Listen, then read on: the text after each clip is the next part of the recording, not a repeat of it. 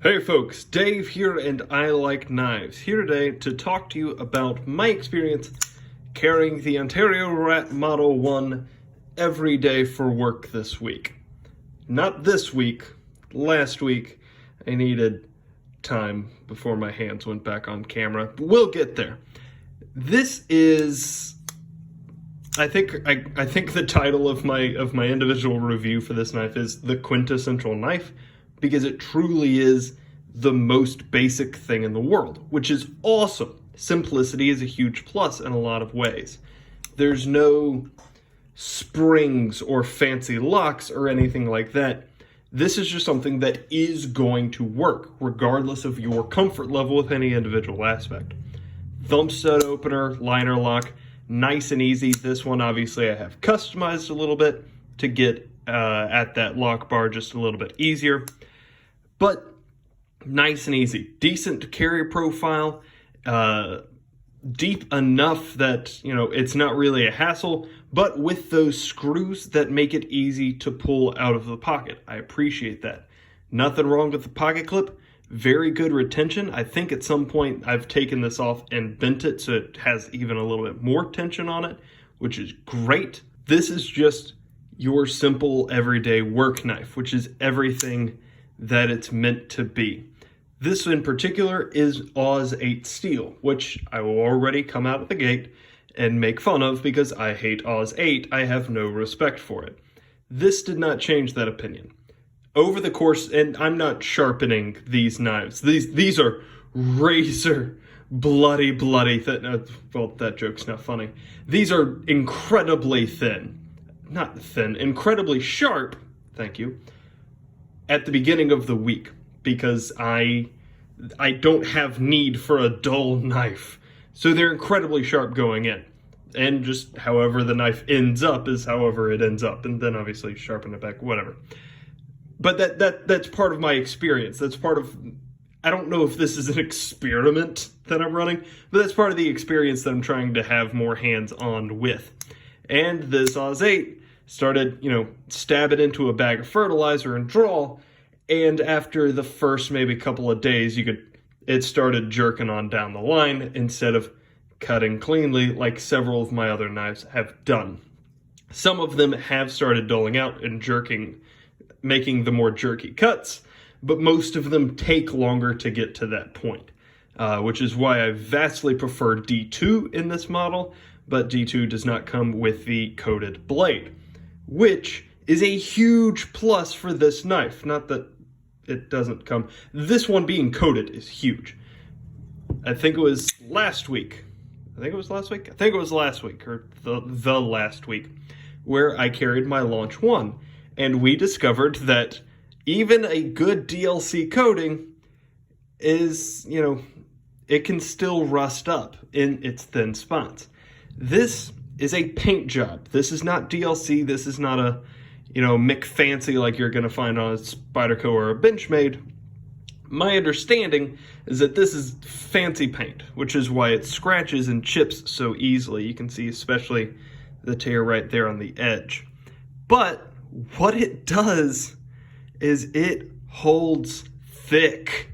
There is no kind of rust on this blade because I assume just the paint is that thick that, whatever oxidation, you idiot, oxidation, that's the science word, is able to get through this coating, just can't get through this one. Big ups on that.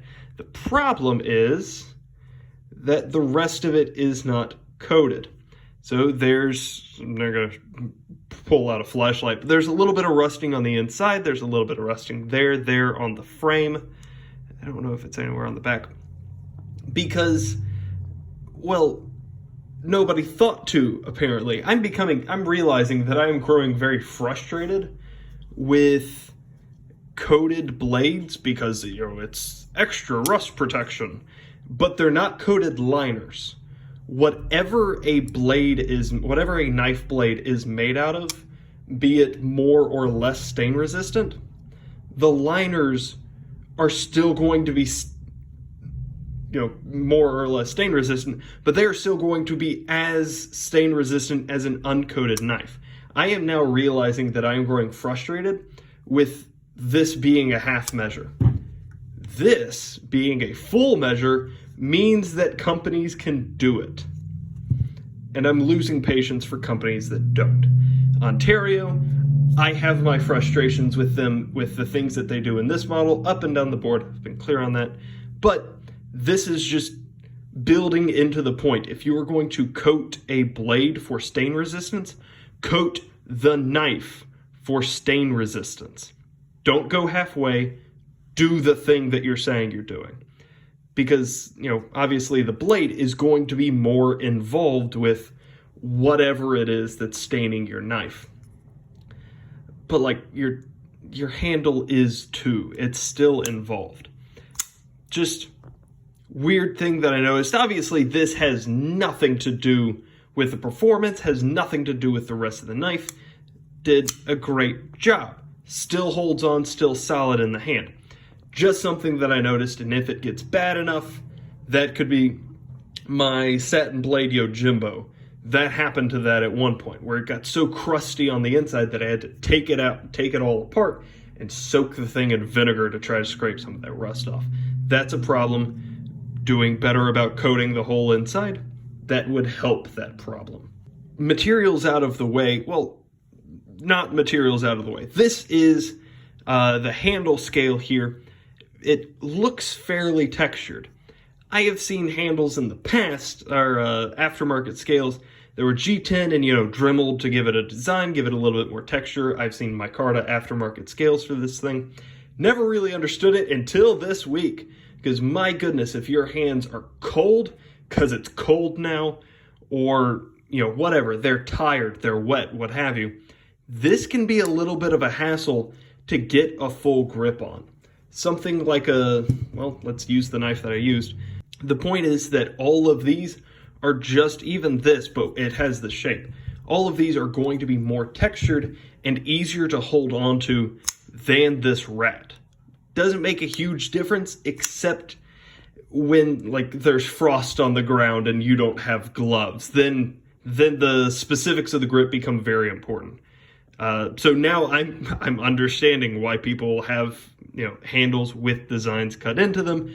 Gives them on this model specifically, just gives it a little bit more traction in the hand. And also with the simplicity, obviously that's a plus in a lot of ways. However, it is also a detriment in that a Delica can be opened that fast, and there's no real delicate muscle work. There's no fine motor skills involved in that. Grab the blade, throw. OTF, I've already talked about how much I love it. With an Emerson Wave knife, how it's supposed to work anyway, depending on the pants that you have, is that grabs your pocket and rips it open. All of those are very quick, fancier, but much quicker, well, the Delica's not, but much quicker ways of accessing your blade. Whereas with the Ontario Rat, that looks simple, but for some reason, again, cold hands. They're blue, they're clammed up, they don't want to move. That just makes it a little bit more difficult. I guess I'm realizing how much of a spoiled fancy boy I am, which I'm glad that I spent a week with this thing so that I can understand that a little bit better. This is a great knife. Fantastic knife. Some of the particulars of what I'm looking for, this does not fill all of those. And of course, the main event that I've been dealing with for the last week, and I hope heals a little bit better before Sunday, or else somebody's going to be very upset with me. It's nasty, but it looked a whole lot worse a few days ago. Cutting open, unwrapping a pallet loaded with stuff, cutting through, and whoosh-ah! And just because the knife had gone a little bit dull, making those jagged cuts like I'm talking about, whereas, something fresh, the day one that I was using this, as laser sharp as that was, it glid right through that bag, no problem at all. You give it a couple of days of use of cutting plastic bags day in and day out, and suddenly it starts jerking around, and whacha. Nasty stuff. Luckily, it was still sharp enough that, like, it didn't do too ugly damage, but that's a whole other thing.